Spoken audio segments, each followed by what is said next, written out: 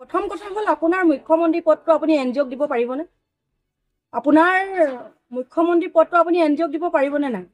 যদি আপুনি পাৰে আমাৰ ৰান্ধন কৰ্মীসকলৰ যেটো আপুনি ভাত ৰন্ধা কামটো বহিয়াগত এনজিঅ'ক দিবলৈ ওলাইছে আপুনি দিয়ক, আমাক ক'বলগীয়া নাই। বহিয়াগত এনজিঅ'ক দিব নোৱাৰিব, আৰু যদি দিয়ে ৰন্ধন কৰ্মী মূলা গাভৰুৰ তেজ আপুনি দেখিবলৈ পাব।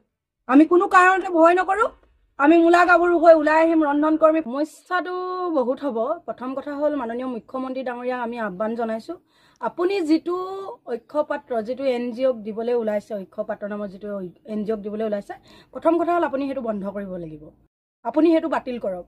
আমি শুনিবলৈ পাইছো যে নলবাৰী, আপুনি নিজে কৈছে নলবাৰীত আৰু নলবাৰীত যোৱাকালি গৈ আপুনি কৈছে যে আৰু বাকি জিলা কেইখনত দিলে ভাল হ'ব।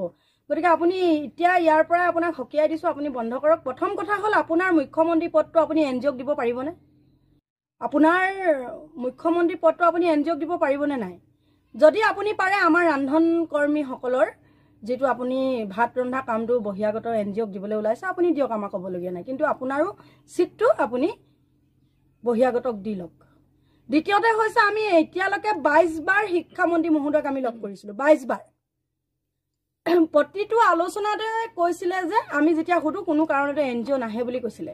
আৰু মুখ্যমন্ত্ৰী মহোদয় হয়তো পাহৰি গৈছে, যেতিয়া আপোনাৰ 4 বছৰ আগত 5 বছৰ আগত তেখেতে যেতিয়া শিক্ষামন্ত্ৰী পদটো পাইছিলে, যেতিয়া সিদ্ধাৰ্থ আছিলে তেখেতৰ ঘৰ আমি ঘেৰা কৰিছিলো, আপুনি হয়তো তেতিয়া আমাক কি কৈছিলে, কোনো কাৰণতে এনজিঅ'ক দিয়া নহ'ব বুলি আপুনি আমাক কৈছিলে। আপুনি কিয় কথাষাৰ পাহৰি গ'ল মহোদয়?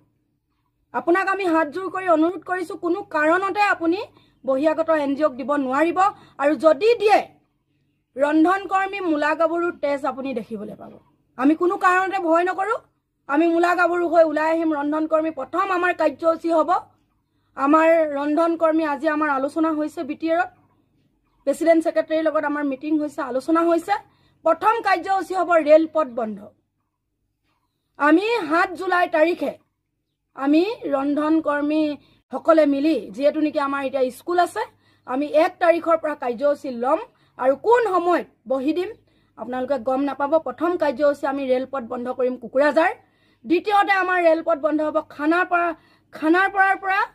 দ্বিতীয় কাৰ্যসূচী হ'ব আমাৰ খানাপাৰাৰ পৰা জনতা ভৱনলৈ 50,000 ৰন্ধন কৰ্মী আমি ওলাই আহিম।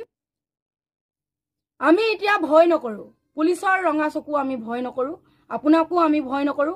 আপোনাক আমি ভাল পাইছিলো, আমি আপোনাক সন্মান কৰিছিলো, আমি মিঠাই খাই আপোনাক ধন্যবাদ জনাইছিলো। আপুনি যিয়ে নেকি প্ৰথমবাৰৰ কাৰণে মুখ্যমন্ত্ৰী ডাঙৰীয়া আমি প্ৰথমবাৰৰ কাৰণে পাইছো ৰন্ধন কৰ্মীসকলৰ হৈ বাজেটত উত্থাপন কৰিছিলে। আমি ভাল পাইছিলো, আমি মিঠাই খাই ধন্যবাদ দিছিলো, নাচি বাগি ধন্যবাদ দিছিলো। আপুনি আজি সেই দুখখিনি আমাক কিয় দিলে? আমি কোনো কাৰণতে মানি নলওঁ, কোনো কাৰণতে এনজিঅ' বহা নহ'ব, আৰু বহিয়াগত এনজিঅ'ক ইয়াৰ পৰা হকিয়াই দিছো। যিকোনো জিলাত যদি তেখেতলোকে যদি যিকোনো জিলাত যদি ঘৰ বনায়, এনজিঅ' ঘৰ বনায়, আপোনালোকৰ ঘৰ আমি ভাঙি দিম। আমি ৰন্ধন কৰ্মী 1 লাখ ৰন্ধন কৰ্মী আপোনালোকৰ ঘৰ ভাঙি দিম। ইয়াৰ পৰা আমি হকিয়াই দিছো। তেওঁলোকে কৈছে মুখ্যমন্ত্ৰী ডাঙৰীয়া যোৱাকালি যেটো পৰখি 6 আৰু 7 তাৰিখে যেটো লাইভত আমি দেখিবলৈ পালো, যোৱাকালি আমি নলবাৰীটো দেখিবলৈ পালো। নলবাৰী, যোৰহাট, আপোনাৰ মাজুলী হ'ব বুলি কৈছে, লখিমপুৰত হ'ব বুলি কৈছে, ডিব্ৰুগড়ত হ'ব বুলি কৈছে, তেজপুৰত হ'ব বুলি কৈছে, গহপুৰতো আৰম্ভ হ'ব বুলি কৈছে। তাৰ পিছত গোটেই কিখন জিলাতে হ'ব।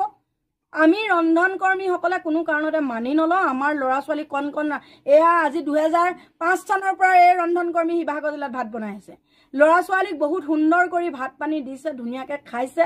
গতিকে আইসকলৰ মুখৰ পৰা, আইসকলৰ পেটৰ পৰা আপুনি কিয় কাহিনী এনজিঅ'ক দিব লৈছে?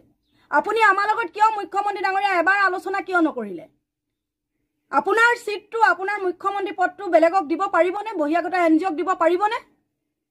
গতিকে আপোনাক আমি হাতজোৰ কৰি কৈছো, কোনো কাৰণতে আপুনি এই কামটো নকৰিব। আপুনি অতি সোনকালে বাতিল কৰক, নহলে ইয়াতকে জংগী আন্দোলন হ'ব। আগৰ যিবিলাক আন্দোলন আপোনালোকে দেখিছিলে ইয়াতকে ভয়ানক আন্দোলন হ'ব। 1000ৰো অধিক ৰন্ধন কৰ্মী কাপোৰ খুলি প্ৰতিবাদ কৰিব এবাৰ। সেইটো আলোচনা আজি হৈছে, আৰু তাৰ জগৰীয়া কিন্তু আপুনি হ'ব।